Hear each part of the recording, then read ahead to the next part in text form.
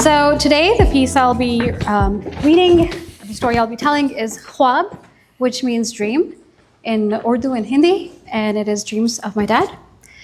This is a piece on grief that has been living in me for more than 3 decades and has found its way in weaving my memories and pain through time and dreams. Khwab. A congratulatory letter carried the news of my birth from Pakistan to Botswana, angering my father when he received it. The story goes that he called my uncle in Pakistan, fuming. "I got the news by letter? It's 1984. The story also goes that he loved me the most out of all of us 3 siblings. The grown-ups would quip, "Where is Noor? Wherever Afreina is. Where is Afreina? Wherever Noor must be." The story also goes that many warned him that he was spoiling me.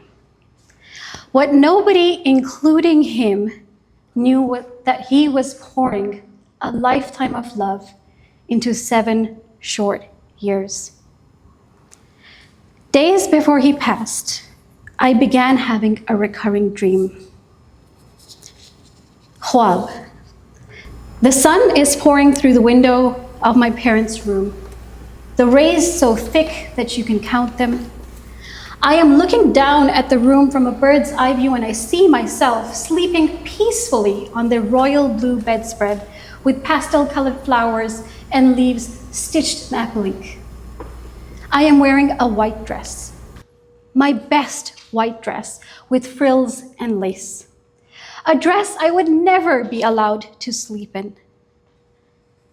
The second time was after Abu had fallen ill. And the third and last time was after Abu had passed away. At the funeral, I saw his body wrapped in 2 white sheets. That's when I learned that white is the color of death. A deep sadness filled me as I, a child, understood at last what the dream had meant. The first time he visited me in my dreams was days after he passed. Khwab. He wears his woven burnt orange jacket, brown pants with a white shirt, and his slim dark brown tie with jagged lines on it. The tie I held onto and I still have. The jacket I had once worn when I was 5 and it dropped down way past my feet, mopping the floor. I walked all over the house saying, "Look, I'm Abu," while everyone laughed. In the dream, he happily converses with me, but I can't hear a word he says. It's like there's a glass partition between us, where I can see him looking and talking to me, but I can't hear him. As if he's inside a Charlie Chaplin movie. I try so desperately to hear him that I startle myself awake. After 40 days of mourning, Ammi started going around the house with a calculator and a roll of stickers, writing numbers and sticking them on objects. I didn't understand at first until I realized these were price tags. She was selling our stuff. Ammi hung Abu's clothes in the living room. His shirts, his coats, his ties, his jackets, his shoes. I couldn't bear to look at the people coming and taking away what had belonged to him, things I would never get to hold and touch again. In the end, there were a few of his golf socks and his ties that were left behind. I got to keep them. The packers came and wrapped up what was left of our house in one giant swoop. We were moved back to Pakistan. Khwab. The first time I visited Abu in my dreams was days before leaving Botswana. I am climbing the tall minaret of the mosque in my madrasa with my sister. We are wearing our headscarves. It is so high with a gazillion stairs, and it keeps getting darker and darker the higher we go. We open the door to a tiny gray room. We try to wake him up. He doesn't move. It's like he's drugged. My sister gives up, but I don't. We've come to say goodbye, I say, tugging his arm, hoping he'd hold my hand. He doesn't respond.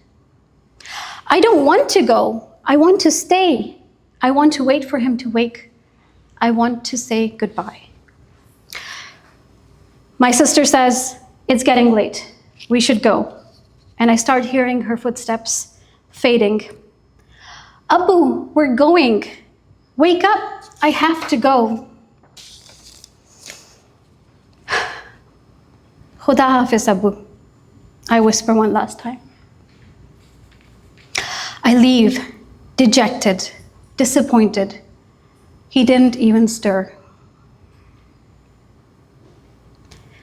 All our friends came to the airport to see us off. As the airplane took off, I thought to myself, goodbye, Abu. I will miss you so much. Deep down, I knew I would never return. Years passed without any more visits. I didn't go to him in my dreams, and neither did he come to me. The years became a decade. I was convinced that I had forgotten him, that I had buried my memories and grief. But then, out of nowhere, he asked me to visit him again. Khwab. I visit him in Barzakh, the temporary space between this world and the eternal one, where all parted souls in transition live. He is married. He has grown-up daughters and a small infant son. I look up to catch his wife and daughters stealing glances at me from the balcony. They're curious to know what's so amazing about me. After all, he has other daughters and a son, and yet he still favors me. One of them points to the door on the first floor. I knock on it before letting myself in to find him asleep. It's me. I got your message, and I've come to meet you, I say. He stirs, but doesn't wake. I stay for a few more minutes. When he doesn't wake up, I get up and go. You should have been awake, even if it's nighttime, I say as I part. I thought about it for a few days before sharing the dream with Ammi. I thought she might get shaken. Instead, she smiled and said, I also had a dream that he had gotten married. She was so at peace with the idea. When she saw my surprised face, she calmly said, you can't judge a dead man. And just like that, one dream undid everything I thought I had buried. The memories came pouring in. The fountain of emotions that had taken decades to dry now streamed with new fervor. Old and new feelings, all equally unwanted. None ready to be locked in a kuza again. In 2008, I was invited by the US State Department as an international visitor to observe the national election. It was a great big deal. When I got back home and told tales of my trip, Ammi insisted that I apply for a master's degree and continue my education. I told her I couldn't possibly get an Ivy League education now that I knew how hard it was to access. Khwab. Weeks later, I visited him again. I think he will tell me how proud he is of me. Quite the contrary.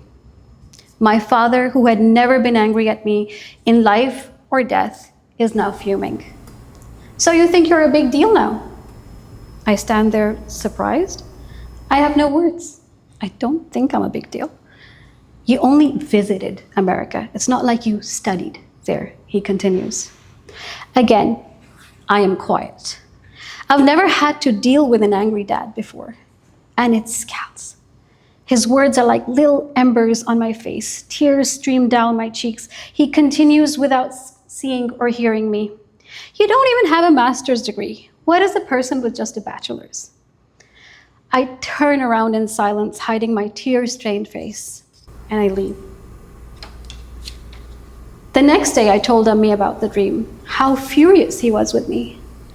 She lovingly teased me, taking all the sting out of his words.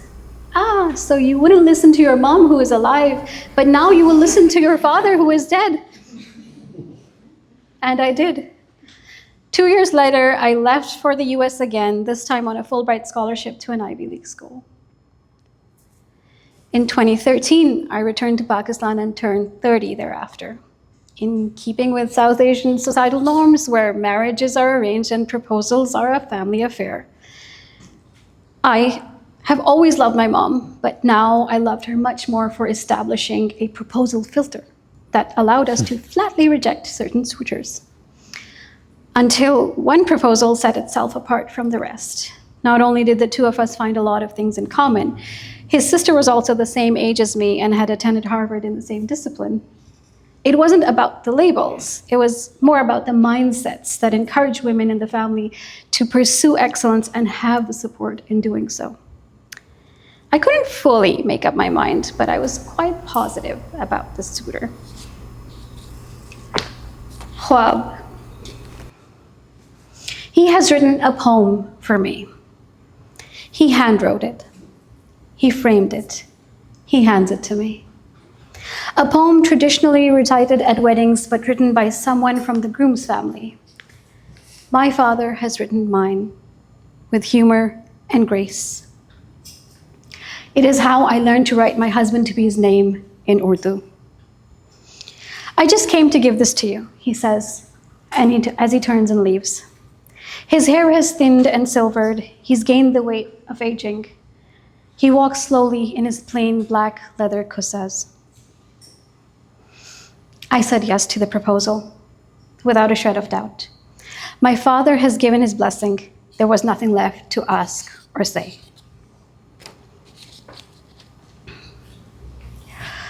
I got married and moved to Montreal in 2018. I began to think of things I had never thought of before. Did Abu ever walk on snow? Did he ever experience the childish joy of stomping out a snow rock by stepping on it? Did he ever kick snow pebbles? I wish I could have shared the crunchiness of the icy top layer with him, experienced the singular crack of a lake when you go ice fishing. So much of life had been missed, and I felt like I needed to do the living for the both of us. I wondered how the man whose number I never got to save on my phone, how would he have liked Montreal? How I would love to meet him and have a conversation. Well, I am meeting him for dinner. He stands at the top of a glass staircase waiting for me. The only thing I ever asked was to meet him and have a meal with him, just one time. To talk to him like an adult, to know him as a person. We sit, and as expected, we order steaks. "Pai told me how well you knew and loved meat," I exclaim. He laughs his hearty laugh, a laugh full of force of life. It fills the room. It fills the dream. It fills my heart. He laughs in waves, ripples that shower you in their golden warmth, and finally says, "I never really knew what I was doing when I cooked. I'd just wing it." And in that moment, even in my dream, my dad becomes mortal. He becomes just another man who has lived life like the rest of us, and not fully knowing the way, but paving one in the dark anyway. He didn't know it all, and it made me feel so much better. Thank you.